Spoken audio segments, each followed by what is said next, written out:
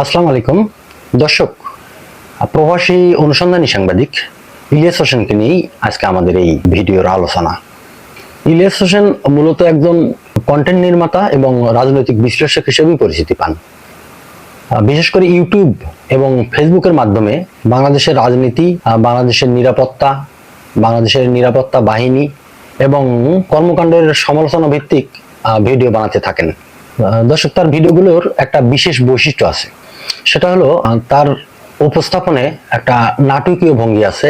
এছাড়াও তিনি সরাসরি রাজনৈতিক সমালোচনা করেন। তার এই স্টাইলগুলো তাকে খুব দ্রুত জনপ্রিয় করে তোলে। বিশেষ করে তরুণদের একটা অংশ তার ভিডিওগুলো বরাবরই অনুসরণ করতে থাকে। কিন্তু তার এই বিশাল সমর্থক জনগোষ্ঠী যেমন আছে, পাশাপাশি তার ভিডিও এবং ভিডিওর বক্তব্য নিয়ে নানা রকম বিতর্কও আছে। বিশেষ করে তার যারা সমালোচক, তাদের দাবি হলো যে তার ভিডিওতে যেসব তথ্য ব্যবহার করা হয় সেগুলো অনেক কিছুই যাচাইবিহীন এবং অতিরঞ্জিত। তাছাড়া তার এই বক্তব্য রাজনৈতিক উদ্দেশ্য প্রণোদিত। এছাড়াও তিনি অত্যন্ত আক্রমণাত্মক ভাষায় কথা বলেন।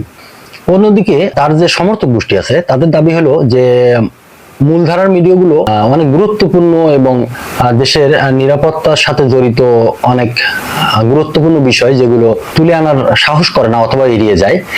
ইলিয়াস হোসেন সেই ক্ষেত্রে ওই সব গোপন বিষয়গুলো তিনি তার ভিডিওর মাধ্যমে দেশবাসীকে জানান। আচ্ছা দর্শক, এখন যদি আমরা একটু বোঝার চেষ্টা করি যে তিনি কেন দেশ ছাড়তে বাধ্য হলেন।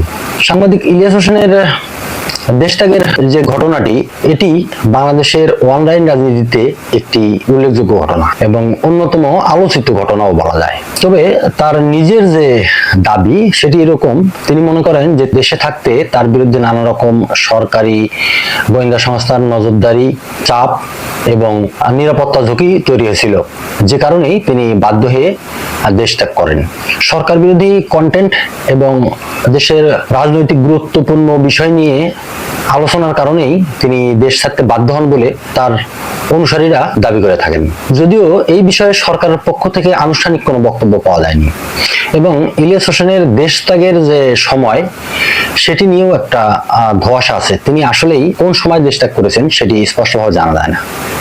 তবে বিভিন্ন সংবাদ মাধ্যম এবং অনলাইন তথ্য অনুযায়ী দেখা যায় যে তিনি 2015 সালেই দেশ ছেড়ে বিদেশে চলে যান।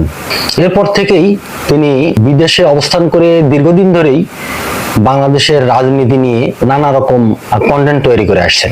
তার বর্তমান অবস্থান নিয়েও নানা রকম আলোচনা আছে। তবে বিভিন্ন রকম সংবাদ মাধ্যম এবং অনলাইন তথ্য অনুযায়ী যেটা জানা যায় যে তিনি বর্তমানে যুক্তরাষ্ট্রে অবস্থান করছেন। এবং দর্শক, তিনি দেশ ত্যাগের পর যখন থেকে তিনি বিদেশে অবস্থান করছেন, তখন থেকে তার ভিডিওর যে বক্তব্য, বয়ান, সেগুলো আরো তীব্র থেকে তীব্রতর হয়েছে। সরকারের সমালোচনায় তিনি বলা যায় সিদ্ধহস্ত একজন মানুষ, যেটি দেশে বসে থেকে কোনো একজন সাংবাদিক বা মানুষের পক্ষে করা অসম্ভব। নিরাপত্তাজনিত কারণ এবং ব্যক্তিগত গোপনীয়তার কারণেই তিনি তার অবস্থান পরিষ্কার করেন না। অনেক বিশ্লেষকের মতে যে তিনি বিদেশে অবস্থান করার কারণেই এখন তিনি বাংলাদেশের রাজনীতি, নির্বাচন বা বিভিন্ন ইস্যুতে অত্যন্ত জোরালো এবং খোলামেলা বক্তব্য রাখার সুযোগ পাচ্ছেন। তবে তার সমালোচকদের মতে তিনি দেশের বাইরে অবস্থান করে বাংলাদেশের রাজনীতি নিয়ে অতিরিক্ত উত্তেজনা সৃষ্টি একটা অপচেষ্টা করে যাচ্ছেন বলে তারা মনে করেন। রাজনৈতিক অস্থিরতা তৈরির পিছনে তার এই ভিডিওগুলো গুরুত্বপূর্ণ ভূমিকা রাখছে বলে সমালোচকরা দাবি করে থাকেন। অনেকের মতে দেশের বাইরে অবস্থান করার কারণেই তার বক্তব্যগুলো অত্যন্ত খোলামেলা এবং আগ্রাসী হয়ে উঠেছে। দর্শক, যদি লক্ষ্য করেন দেখবেন যে বাংলাদেশে গত কয়েক বছরে সামাজিক যোগাযোগ মাধ্যম রাজনৈতিক মতামত গঠনের একটা গুরুত্বপূর্ণ প্ল্যাটফর্ম হিসেবে তৈরি হয়েছে। এই যে পরিবর্তন এবং এই যে রাজনৈতিক মতামত গঠনের যে একটি প্ল্যাটফর্ম গঠিত হয়েছে, এর পিছনে সাংবাদিক ইলিয়াস হোসেনের একটা গুরুত্বপূর্ণ ভূমিকা আছে। তিনি শুধু খবর বিশ্লেষণ করতেন, ব্যাপারটা এরকম নয়, বরং তিনি দর্শকদের অভিযোগ, অভিমান, ক্ষোভ এবং হতাশার জায়গাগুলো স্পর্শ করার চেষ্টা করতেন বরাবরই। তার ভিডিওতে প্রায় দেখা যেত তার ভাষা এবং উপস্থাপনা দর্শকদের মধ্যে প্রায় তীব্র উত্তেজনা সৃষ্টি করত। এ কারণেই অনেকেই তাকে দেখছেন ডিজিটাল প্রতিবাদের কণ্ঠস্বর হিসেবে। আবার অনেকেই মনে করেন যে তিনি রাজনৈতিক মেরুকরণ বাড়িয়েছেন। তবে দর্শক, এটা অস্বীকার করার উপায় নাই যে বাংলাদেশের ডিজিটাল রাজনৈতিক অঙ্গনে তিনি খুবই একটি আলোচিত এবং গুরুত্বপূর্ণ নাম, এবং এই প্ল্যাটফর্মে তার প্রভাব অনস্বীকার্য। 2024 সালের জুলাই বিপ্লব এটি বাংলাদেশের রাজনৈতিক ইতিহাসে অত্যন্ত গুরুত্বপূর্ণ একটি ঘটনা। প্রথমে কোটা সংস্কার আন্দোলন দিয়ে শুরু হলেও এটি সর্বশেষ সরকার বিরোধী এবং সরকার পতনের এক দফা দাবির আন্দোলনে পরিণত হয়। দেশজুড়ে বিক্ষোভ, সংঘর্ষ, হতাহত এবং তীব্র রাজনৈতিক উত্তেজনা সৃষ্টি হয়, এবং এই সময় সামাজিক যোগাযোগ মাধ্যম হয়ে ওঠে আন্দোলনের অন্যতম প্রধান হাতিয়ার। আর ঠিক সেই সময়ই ইলিয়াস হোসেনের কার্যক্রম নতুন করে আলোচনায় আসে। তিনিও সেই সময় ধারাবাহিকভাবে আন্দোলন নিয়ে ভিডিও তৈরি করতে থাকেন।